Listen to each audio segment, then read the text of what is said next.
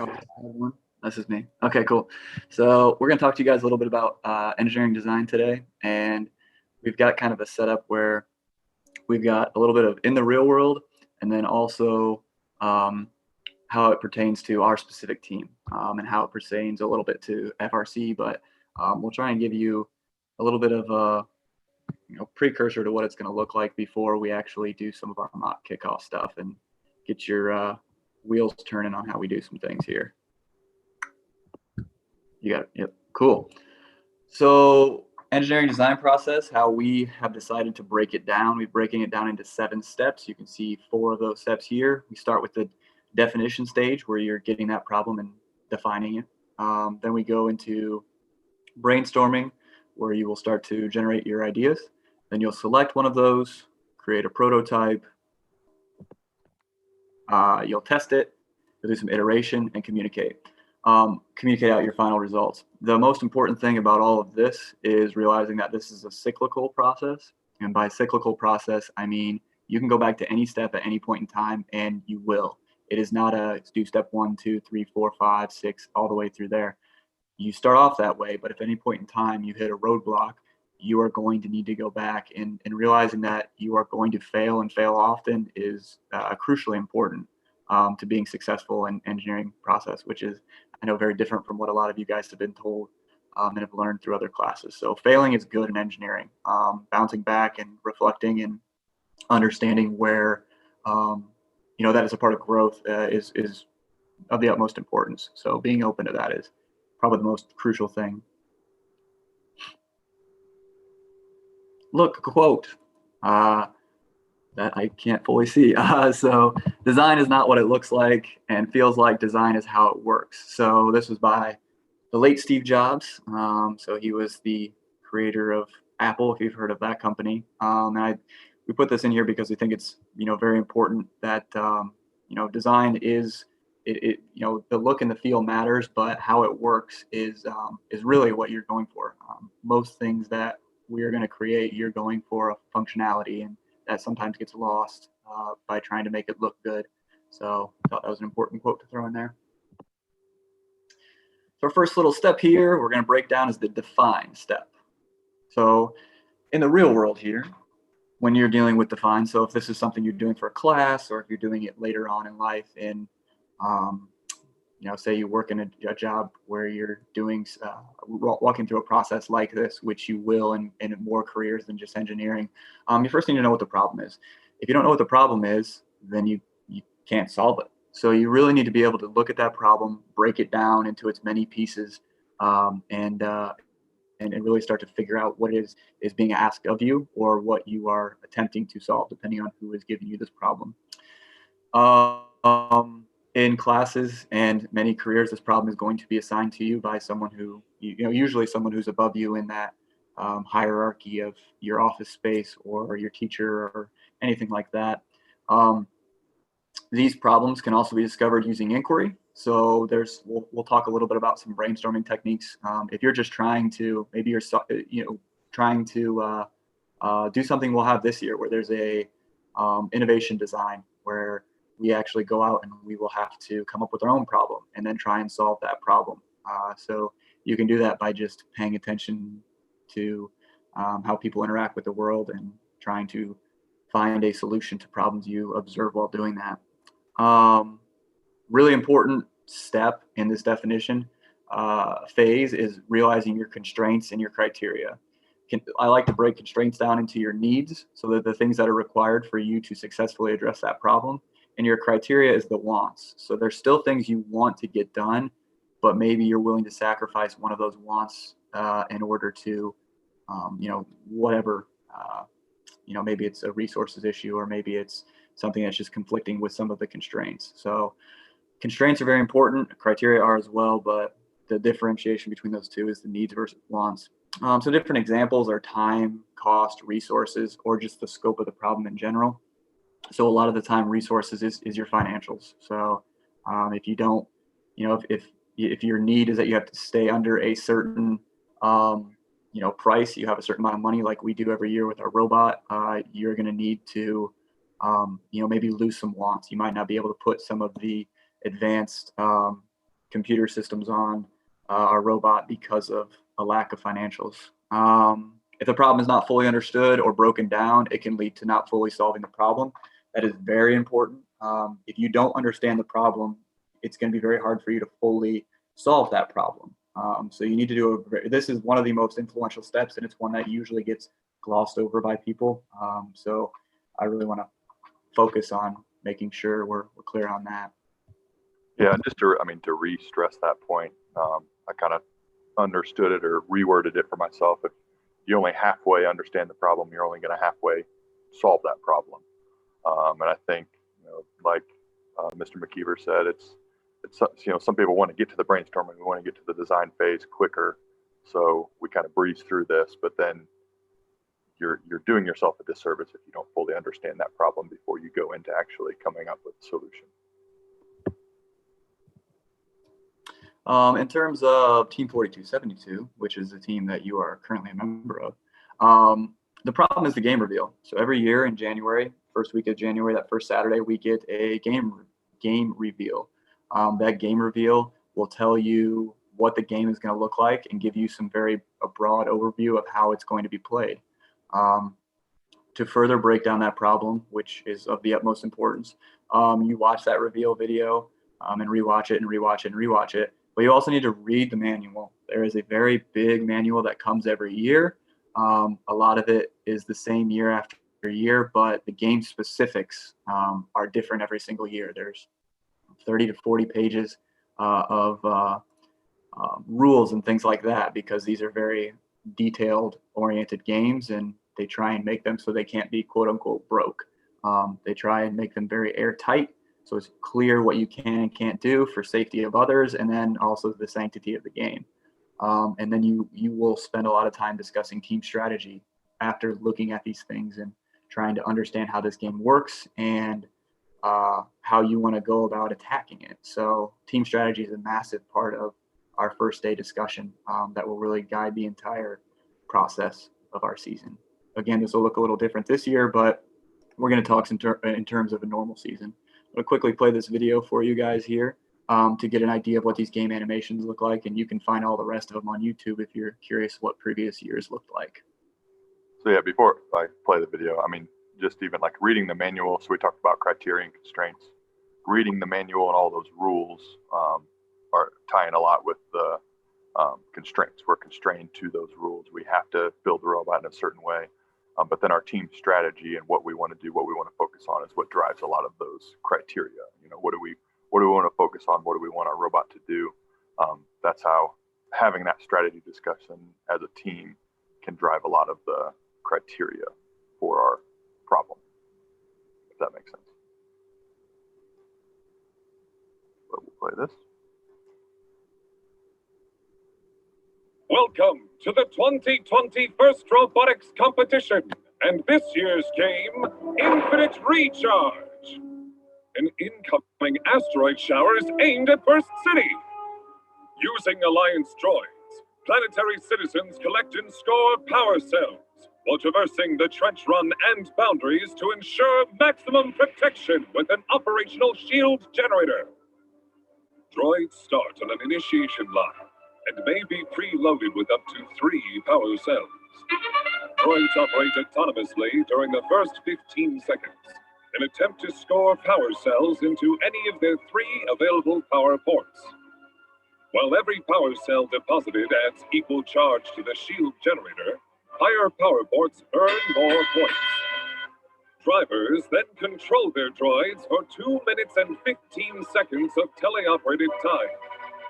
Power cells are collected from one of the 5 chutes in the loading bay and then driven across the city to be scored in the low, outer, and inner ports. Droids must score the required number of power cells to activate sections of their shield generator, and then either rotate their control panel a specified number of times, or position it to a specific color.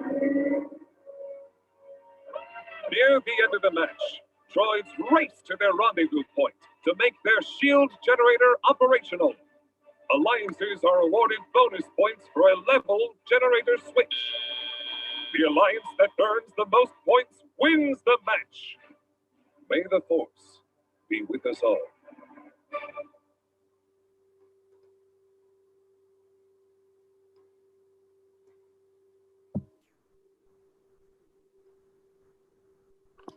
That's a quick little run through of what last year's game looked like. They have those game animations for all seasons. It'd be kind of, you know, it might be something you want to check out and just get an idea of what they look like.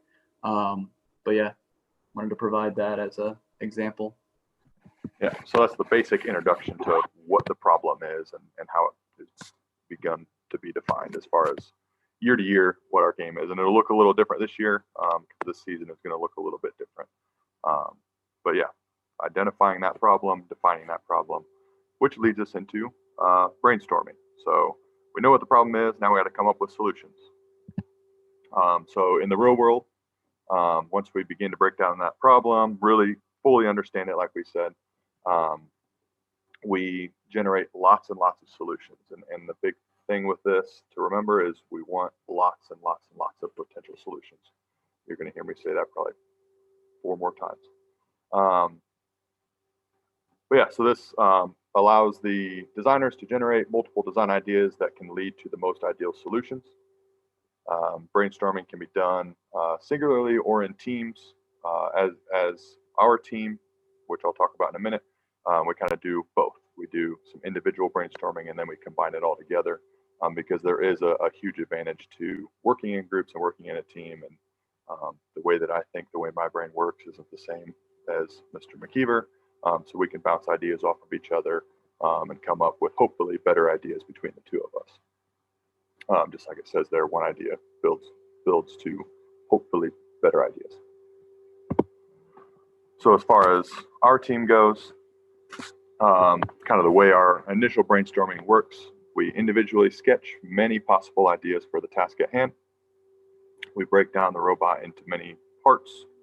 So it's pretty overwhelming to kind of think about, okay, you know, we just watched that reveal video. We talked about the game. Well, now we got to design a robot that's going to score power cells, move the control panel, climb at the end, do all of those things, and have a part and a piece to do all of those. It's a little bit easier to break it down into the individual parts. So we have the chassis. Okay, how does it drive? How does it move? How many wheels does it have? What are the different advantages, the different number of wheels, different size wheels, and things like that. That's just one part of the robot. And then the next part would be some sort of manipulator to get those power cells into those ports. Okay, so how are we going to do that? How are we going to design that? And then, okay, climbing at the end is one example. So what's something on our robot that we can do or design to allow it to climb at the end? So it's a lot of, we think it's a lot easier to break it down into those individual parts and then come up with ideas for those individual parts than try to design the whole robot as a whole. Because that's pretty overwhelming and there's a lot of moving parts, there's a lot going on there. So after you do that, so that's all individually. You come up with ideas for each of those things as an individual. We're going to give you kind of a set amount of time. And then we form a small group. So 3-4 people, you all get together, you share your ideas with each other. The really neat part about this is when you start sharing ideas, sometimes there's those kind of light bulb moments or epiphany moments. Somebody's talking, they're like, oh my gosh, I didn't even think about that. Which can lead to you changing your idea or adding on to your idea, and your ideas kind of combine together, hopefully to become better ideas. Big important thing here is that no idea is a bad idea. So it can be really easy to be really critical. A lot of times kind of those engineering, technical-minded people can be really critical early on because there's no way that idea is going to work, or that idea is, just so ridiculous or out there. But sometimes those ridiculous and out there ideas can really lead to good ideas. They can spark ideas. You can build on each other. You can actually make those what seem like really outrageous ideas. You can make them practical and make them work, and it can lead to really good ideas. So we really want to stress that no idea is a bad idea. We want to kind of defer judgment when people are sharing their ideas, and wait and really let them share, let them talk about their thought process, because it's really, really valuable to hear from one another during this part. And like I said, we all think a little bit differently. So giving everybody an opportunity to share is really helpful. Then, like I said, you're talking, you're working with each other. You're hopefully combining some of those ideas or generating more ideas as you're talking. And at the end of that, you pick your favorites and you share kind of with the entire team. So it usually ends up being there's 5 or 6 groups that we kind of go around to each group, and we ask you guys to share your ideas for the different parts or the different pieces of the robot. And we talk and we have an entire team discussion about where we're going to move forward and kind of deciding on our idea. I made an entire slide just for this because this is a really tough thing. It's something that I struggle with. It's something Mr. McKeever struggles with. A lot of our mentors struggle with design fixation. So we really want to avoid, as much as possible, avoiding design fixation. So it says here, the first bullet point, timing of brainstorming during the design process is extremely critical. We want to do it early on.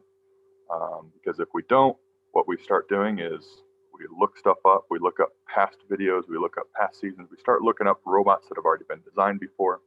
And the problem with this is we then get stuck on one idea.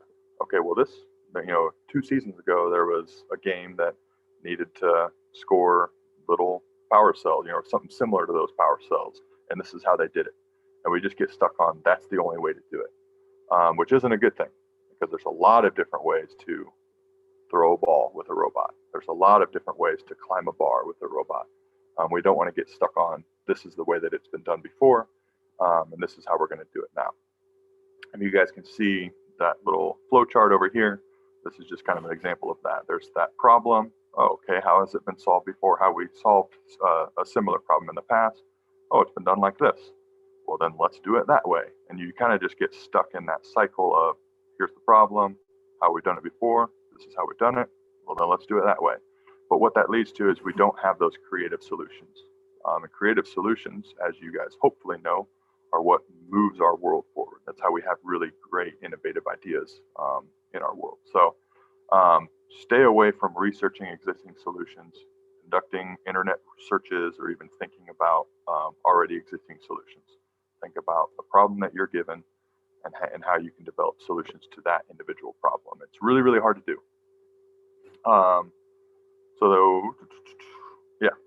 Last bullet point there, the goal is to generate new ideas from just within your own mind, not from somewhere else. And then this quote here, which was on the bottom of that last slide, but I wanted to really stress it, design fixation. So if we get stuck on old design fixation, it closes the door to creative problem solving because we become prisoners of the past. And we don't want to do that as a team. We want to be moving forward. We want to be an innovative team. Okay, this is a long, many slides here for brainstorming. So as far as brainstorming rules go, just these 4 rules we have right here go for quantity, avoid criticism, welcome unusual ideas, and combine and improve. And I've talked about each one of these already, or I hinted at them. So with that quantity, like I said, come up with as many ideas as possible. Avoiding criticism, verbal and non-verbal criticism should be suspended until after the evaluation process. So after you have done all your brainstorming, when you really start narrowing down your ideas, that's when we start to be critical. Welcome unusual ideas. So the crazier the better. You never know where the train of thought may take you. And that's like I said, that's hard for me to do because I'm just such a practical person all the time. But those crazy ideas really can help to spur really good creative solutions. And then that combine and improve, like I said, that's when we come together. The idea that 1 + 1 + 1 = 3. Combining those ideas create new and better solutions. Brainstorming techniques. This is a lot of words, a lot on this slide. I'm not going to go through and read all of this. If you guys want to, look back at the video, pause on this slide, or access the PowerPoint later on. But these are just different techniques. The reason that I included this on here was brainstorming isn't just, you come up with an idea in your head, you write it down on paper. We want to sketch out those ideas. We want to draw out ideas. We want to come up with lists. We want to do anything that we can to just get tons and tons and tons of ideas. Like I said, lots of ideas. I'm going to say that over and over. We want lots of ideas. So if you get, you have 3 ideas and then you feel like, well, that's all I have. I just have those 3 ideas. I'm all out. Don't get complacent. Don't be okay with only 3 ideas. Force yourself to come up with more. So these are just some strategies and techniques that when you feel like you're stuck, when you feel like you have all of your ideas, these are some strategies that you can go to think about how you can come up with more, kind of force your brain to think in a different way and come up with more solutions. Like I said, in the brainstorming part, it's all about quantity over quality. We want more, like tons of ideas rather than a bunch of, only 2 really good ideas. I'd rather have 50 not well thought out ideas that we can then combine and talk about and break down and combine to maybe those 2 really good solutions. And that's what the next phases of the design process are for.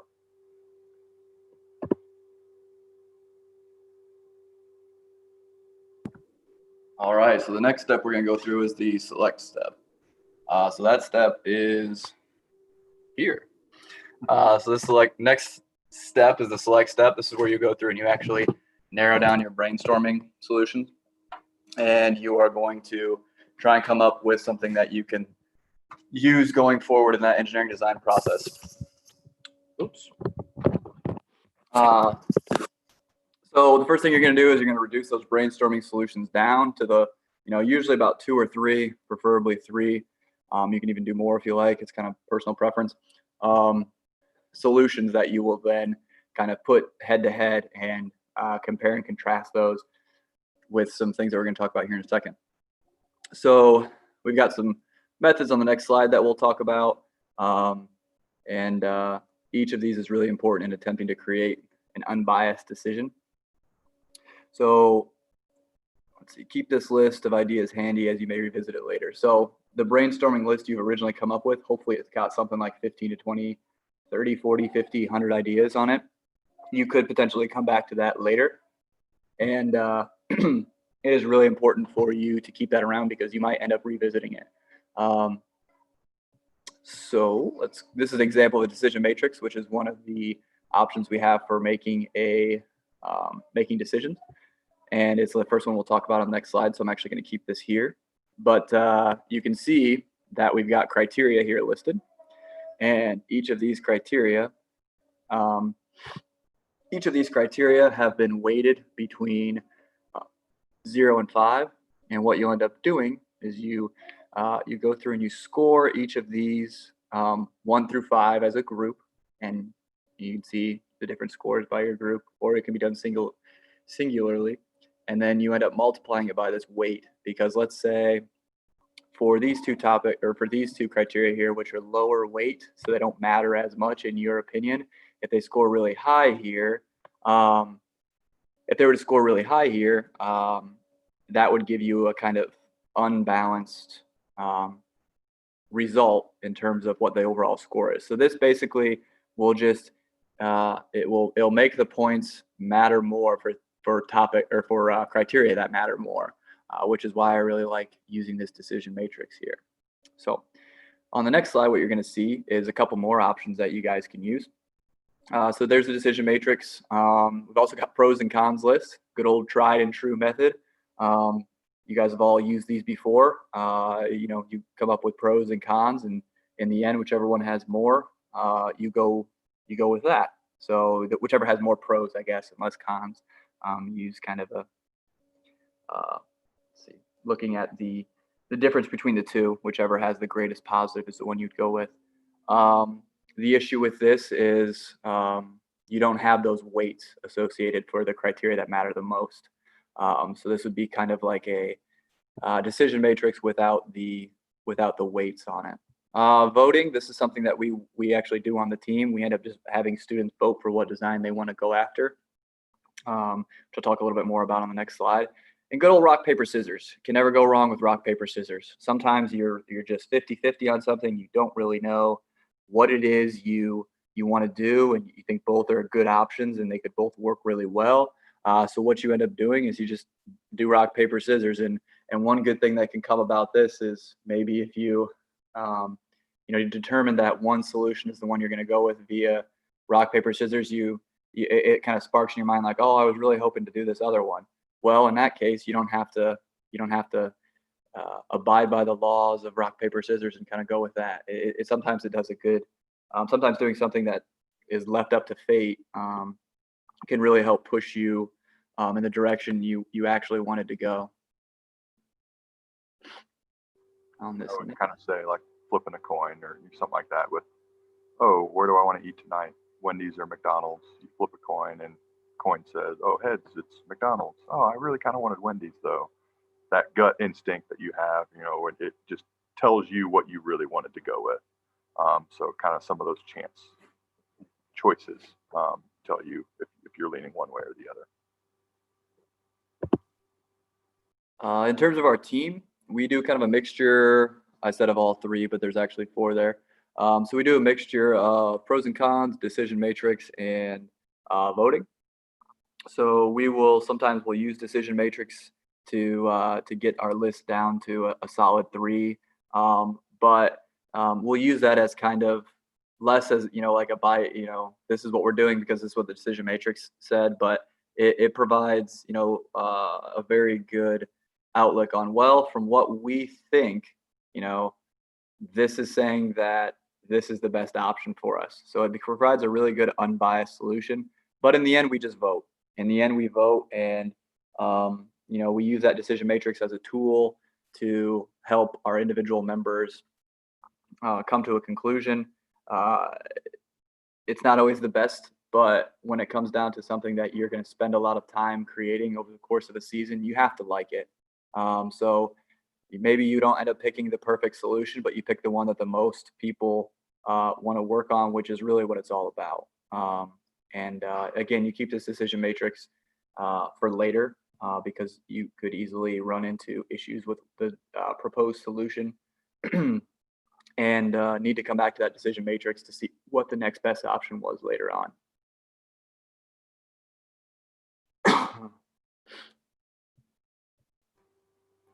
Notice how we keep saying, keep all your ideas throughout the whole process, because like McKeever said at the very beginning, it's a cyclical. You can go back to any step at any point in the entire process. But now we're on to prototyping. So this is where a lot of people think, okay, this is where design gets fun, because I'm actually building my design. I'm starting to see it come to life. So in the real world, it's quick, inexpensive representations of your idea. So you can see here in these pictures,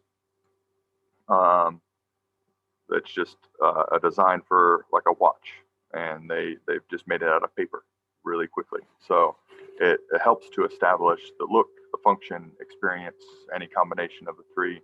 You can do this like little paper watch, and you can see how it's going to look, the size of it on the wrist, how you would interact with it, and it doesn't cost anything. Paper's pretty cheap, markers are cheap. You can quickly put together and do a bunch of different designs and able to test those and get an idea of how they're going to look and how they're going to work. So that's the idea of prototyping. You don't want it to take a ton of time. You want it, you kind of build up to your final design. So, sorry. This is also a really good example of doing like a use case. So you're actually able, or usability test. Because you can see that picture down the bottom right. You also see some other pictures. Those are just of different screens. So what they're doing is they're pretending to, well, they physically touch a different part of the screen, and that will bring up another picture. So then they'll put that picture on there. So how this typically works is you've got somebody who doesn't know your product, and they'll wear that. And this gets more into the next step, but it's a good image to talk about now. So they'll touch those different spots, and we'll show you how to interact with it, and how it will work. And in doing so, you'll realize that you have maybe some screens that you can't get back from, or there's some issues with how you plan to program this. So it's a really good way to create a quick model, like Mr. McKee said. And then it also works for creating some user tests on something that is, again, very cheap and quick to create. So So yeah, I mean, just to wrap up this slide, it's, prototyping in the real world, you can do it for very cheap. You want it to be easily manipulatable. You can, like you said, you can give it to an end user or somebody that doesn't know the design, and they're able to interact and test it and find any problems. And that's kind of, like you said, that's the next step. But you want something that you can physically manipulate in some way and know whether it's going to work or not. So as far as on our team, these are just even a couple. These are a couple pictures of past prototypes. I don't know what just happened.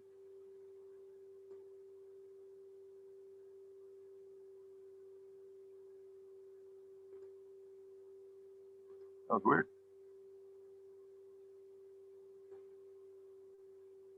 Technology teacher, loving technology.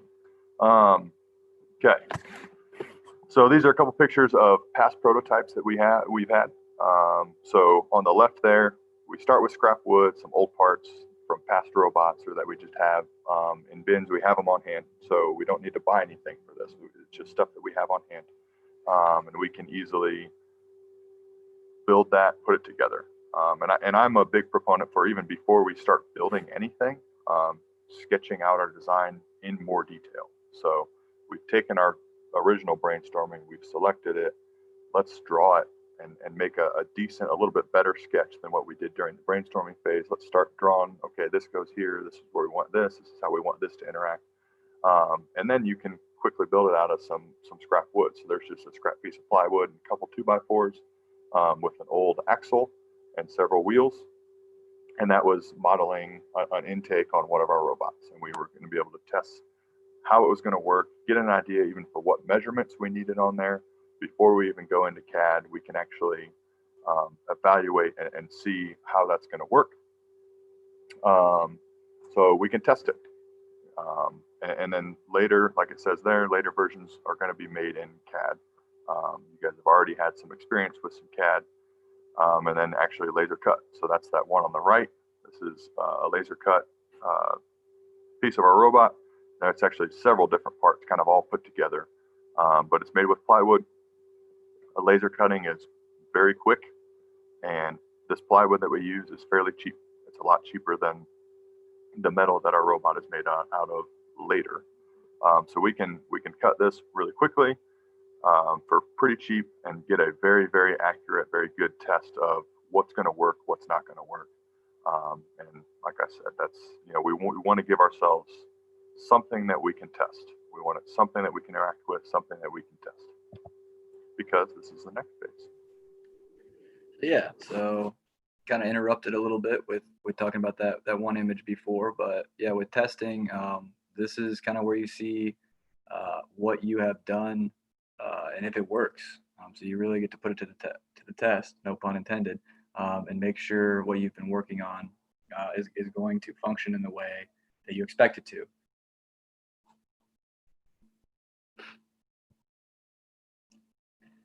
But as you can see by some of these images, they rarely do.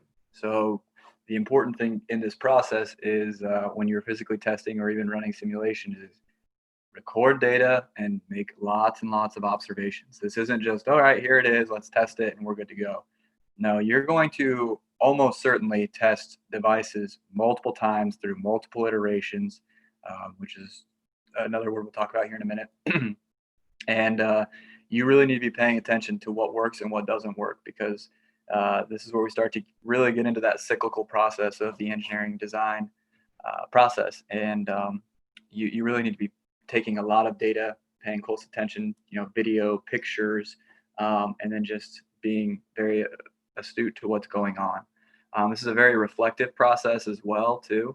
You need to be able to look at that data afterwards and realize, okay, what worked, what didn't work, what are we going to change, how are we going to change it, where are we going in this particular process. In a lot of cases, you're going to revisit previous steps. Back to brainstorming if it totally flopped, back to definition of the problem. If you really looked over something crucially important, you might go back to the step before and consider selecting a different object. or a different design from your decision matrix, or maybe just your list of brainstorming. And you got a couple pictures there of the example of crash tests. So if you think about in the automotive industry, they crash test. I don't have a figure for you, but they destroy their vehicles. They destroy them in simulations. They destroy them. They're actual physical models that would be, driven on streets, and they have tests and parameters and tolerances that they have to pass for them to be street legal, so that people like you driving them will remain safe when these collisions happen. So there is a lot of destruction that goes on in this industry, and you'll see a little bit of that for our team too. So as I've alluded to, with our particular team, what we do is we test these prototypes to see if they work. Usually, our prototypes are going to be out of that Baltic birch plywood, although with some particular parts, we need to cut them out of plastic or even aluminum, depending on the application that it's being used for. But we need to cut it out of the cheapest material that's still going to provide similar results and see how they work. With this particular video we're going to watch here in a minute, the Q is what we called it, and the shooter as well. They were each cut 4, 5, 6 times. The fins for the shooter, probably, I don't know, 15, 20 times. We tried a lot of different things. When you're testing these, you're getting a lot of feedback on how it works, and through observation, through the videos you watch, and most importantly, through mentors and students. So it's not just you, it's you as a collective group on what you see and what you think needs to change to meet the goals that you defined in that definition stage, to make sure you're meeting that problem. Lots of notes need to be taken, and there's going to be changes that are going to need to be made quite a bit. Constructive criticism is huge. Very, very important. You need to be able to, one, take constructive criticism if this was something that your group worked on and other people are chiming in, trying to help out. And two, you need to be able to give constructive criticism. If something does not work well, give them a reason why. We will not accept, well, that just doesn't work well, or that sucks, or this is bad. Why? Give us a why. Otherwise, you're just, saying things to be, mean, in all honesty. Always have a why, so they can progress and become better and create better solutions for the team.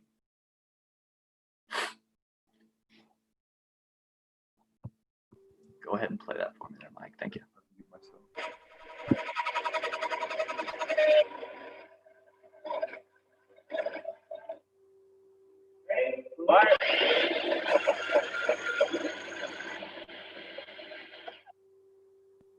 You can see in that video that was one of quite a few tests that we took, and that was specifically testing the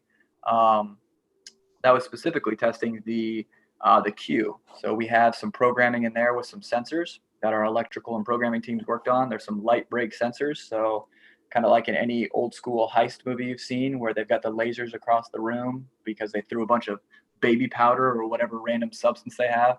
If you break those sensors, it's talking to the controller we have on the board, and it's saying, okay, what line of code do I run since this line has been broken? And in that case, it means for the ball to stop. So we were testing to make sure that it would do that like it's supposed to. It's a lot more confusing than that. But basically, this was so that each ball stopped at a specific location, so we could fit the 5 balls that we were allotted, which it was a very tight fit. So we were very happy when it worked. And then, as you can see, the shots did well too. So our shooter was dialed in for the distance we were at. So it was all in all, there was a lot more behind the scenes, but this was a very successful test for us, and one of the last tests we did before moving on to the next step. Well, as you saw in that video, it worked well. It did not work well the first few times we tried it. And by few, I mean several. And that's because we had to iterate, and this is the next step. So if it doesn't work, you have to evaluate why it doesn't work and go back to several different steps. So iterate is a huge part of the design process. So in the real world, what this looks like, you're analyzing your test results and making any changes that you need to. So there's no limit to the number of iterations that can happen. It can be a couple times, it can be 10 times, it can be 50, it can be 200.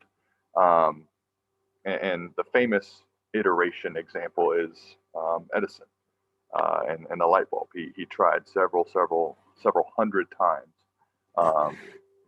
to make the light bulb before he got it to work the way that he wanted to. So you're gonna have to try, and you're gonna have to fail a lot in order to get your design to be what you want it to be and what the final result you want.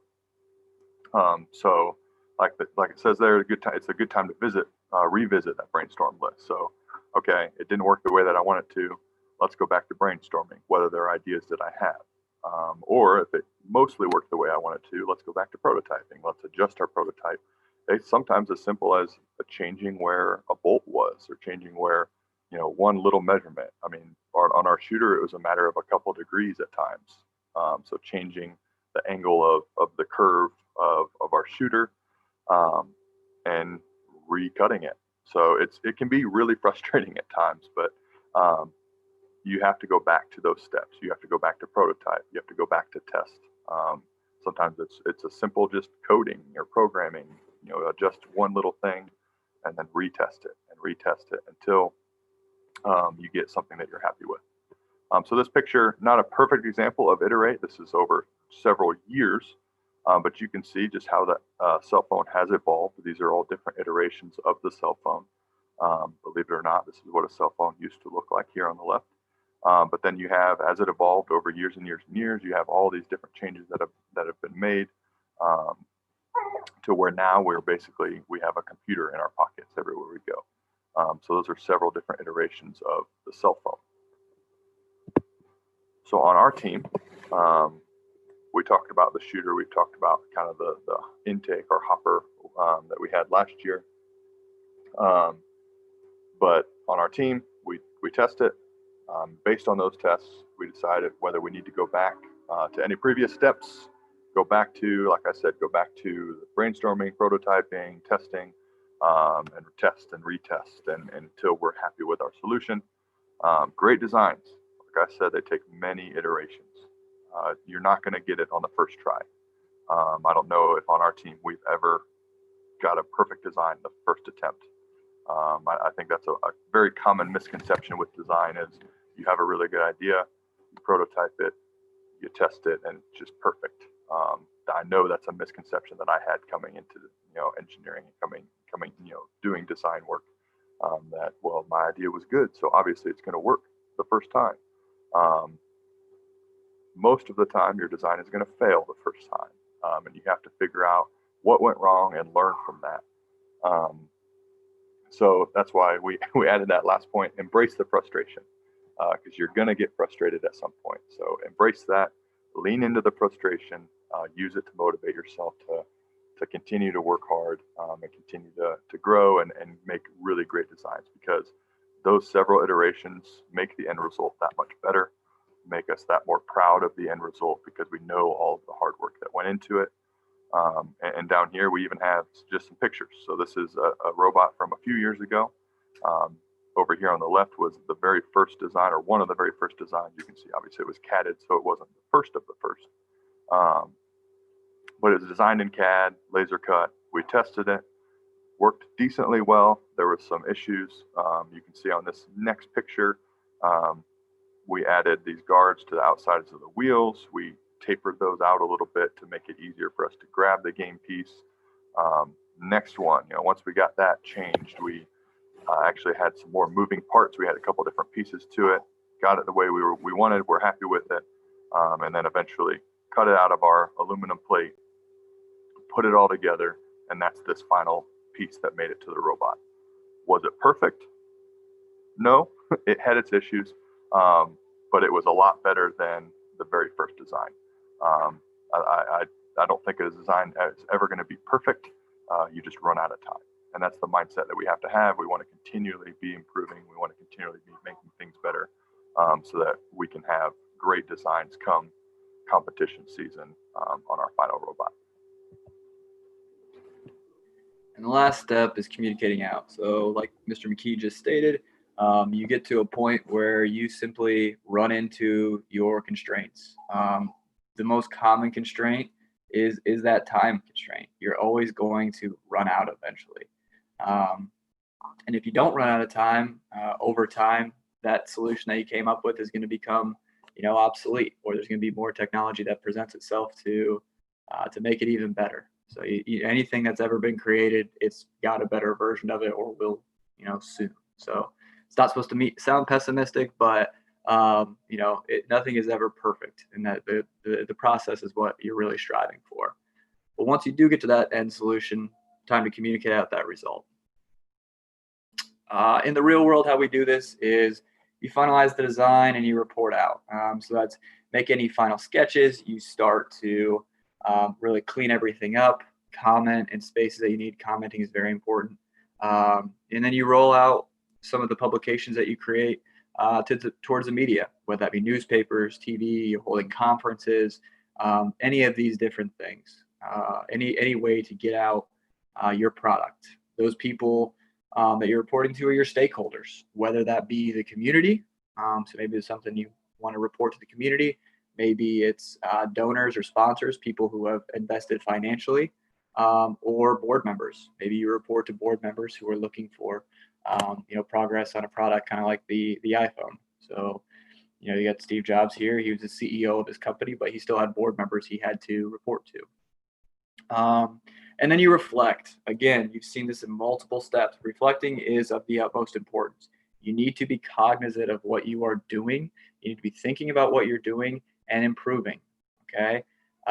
Constantly be questioning yourself and questioning why you're doing what you're doing in the manner that you are doing it. Because in the end, that's really what it's all about, is making improvements and learning from your mistakes. So last but not least, we've got how we do it on Team 4272. We have some specific ways that we present our finished product. One of the most common is the reveal video. Along the way, we are constantly on social media, sending newsletters to our donors and sponsors and other stakeholders like the school. We do some presentations for sponsors to try and gain new sponsors, as well as just promote what we're doing within the community. We go to competitions where we will use this robot and be able to kind of show it off to other teams in the area, and just really showcase what it is we've been trying to do for the last couple of months.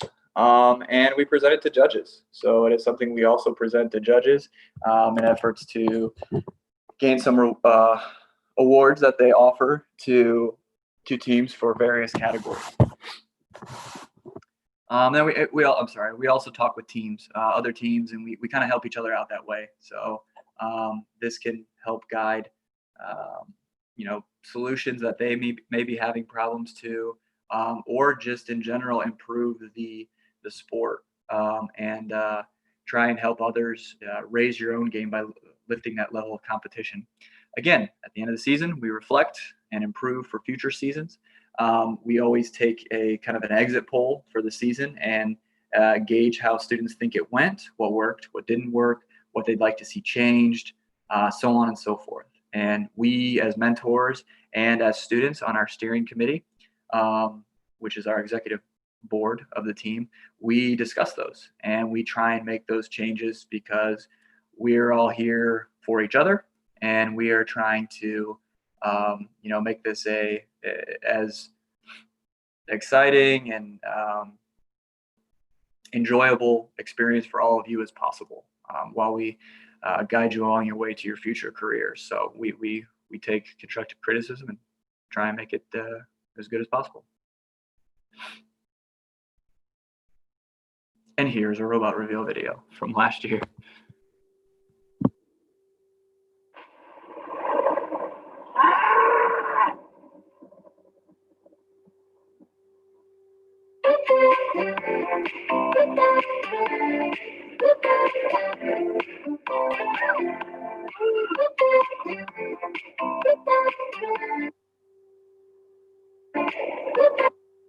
Maybe. maybe a little time to buffer. But if this doesn't play, this is something you can find on our YouTube channel, which I'll kind of go through. I'll let him pause that, right? Let it buffer so we can watch it through here. But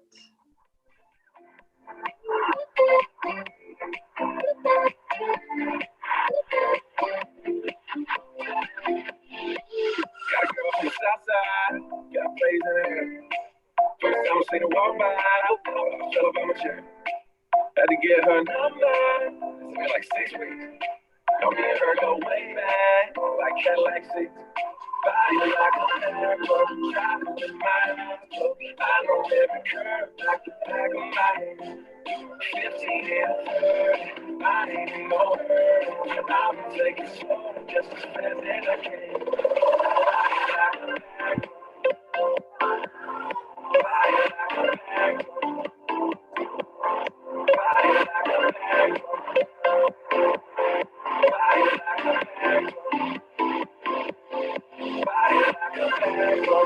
like a miracle.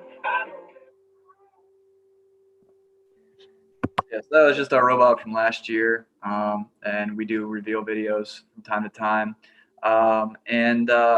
You know, most importantly here, again, it's like we talk about it being a process. We talk about it being about preparing you guys for your future career and doing something that's fun. With that, we've got a couple ways to contact us, which most of you probably know already. We've got our own website at team4272.com. We've also got our team email at firstteam4272@gmail.com. And then we're on Facebook, Instagram, and Instagram, I think. But that last one's supposed to be Twitter there. So Twitter and Instagram are at team4272, and Facebook is, I think it's Team 4272 Maverick Bullet Robotics. But you can find us pretty easily on those sites. And then we have one more slide we have to show because we used a template. I guess we don't. That was the slide. Okay, so yeah, we used this template online and we wanted to give them credit because I think it looks nice. Hopefully you guys do too. But credits go to Slides Go and Flat Icon, Free Pics, and Stories. So we don't get this taken down from YouTube. But with that, that is our presentation. If anyone has any questions, you guys can go ahead and turn your mics on or just write a question in the chat and we can answer it for you.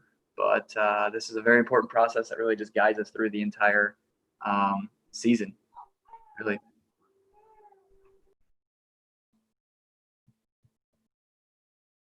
Okay then.